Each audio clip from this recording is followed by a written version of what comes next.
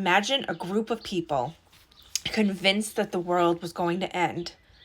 A small church in Uganda promising salvation, obedience, and eternal life. They believed if they followed their leaders perfectly, they would survive the apocalypse.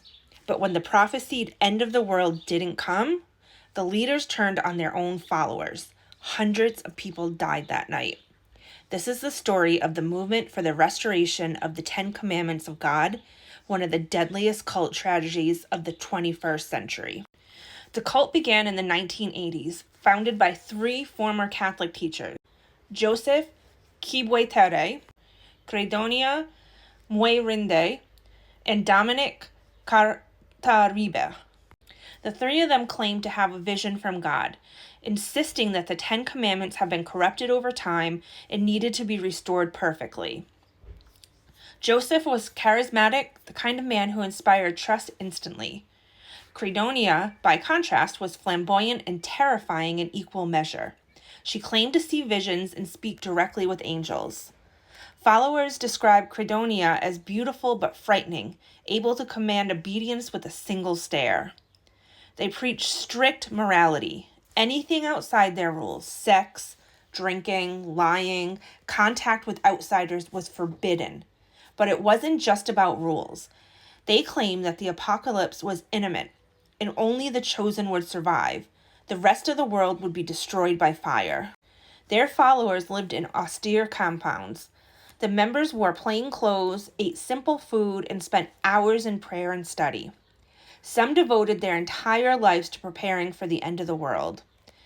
There were chilling accounts of total obedience. Followers would report on each other for even minor infractions. Some were punished by being locked in rooms, forced to kneel for hours, or denied food. But the leaders made it feel like a privilege. People were convinced that they were part of God's elite. One survivor recalled, "It felt like living in heaven. Everything outside was evil. Inside you were safe as long as you obeyed." The cult had a bizarre obsession with time. They recorded every moment, kept detailed logs of activities, and frequently prophesied exact dates for the apocalypse. Every failed prophecy, however, was spun as a test of faith rather than a mistake. The leaders repeatedly told their followers that the world would end in a fiery apocalypse. They predicted exact dates, sometimes revising them after failed predictions, claiming that God was testing their devotion. By 2000, the cult had grown to hundreds of members. Everyone had given up their personal possessions, trusting Joseph, Cedonia, and Dominic to store them safely. Members reported intense spiritual experiences, visions of heaven, messages from angels, dreams of fire and judgment. The tension was palpable.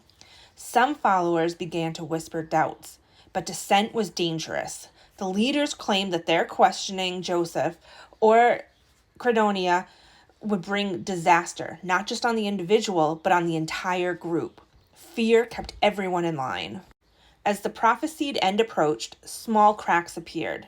Some followers tried to leave, only to be intercepted and persuaded back. The leaders became increasingly controlling. Food was restricted and followers were locked.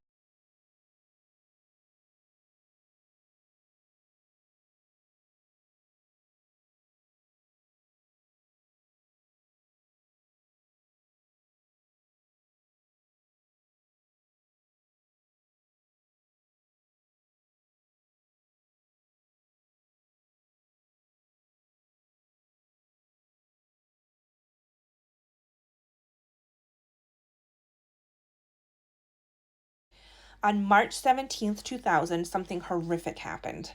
The compound in Kanungu, Uganda, where hundreds of the followers were gathered, was set on fire.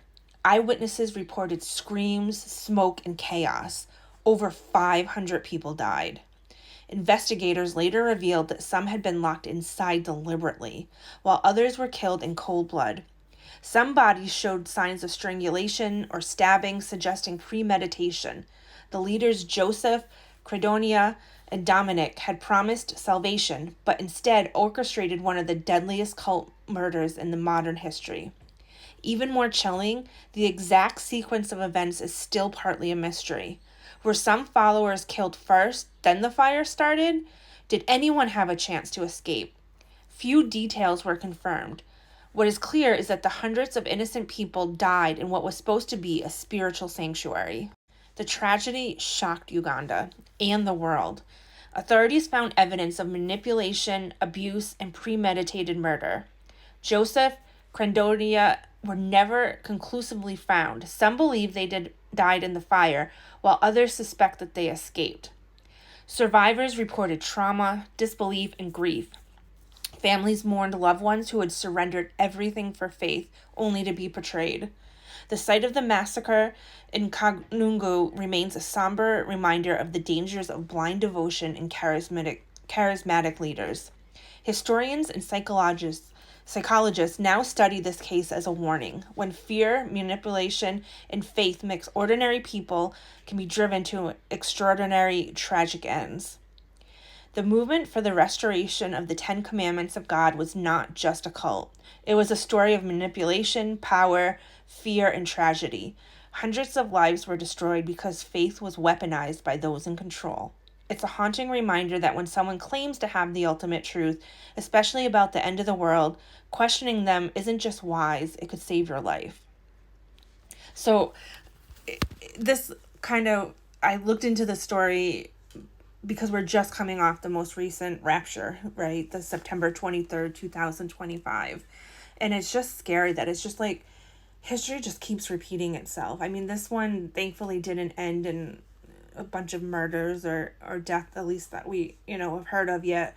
But it's just scary how like people just want to believe something, and they're so desperate to believe something that they'll join what to everybody else just seems ridiculous, and they believe it so wholeheartedly. So what are your thoughts? Let me know in the comments. And don't forget to follow, if you want to hear more stories like this.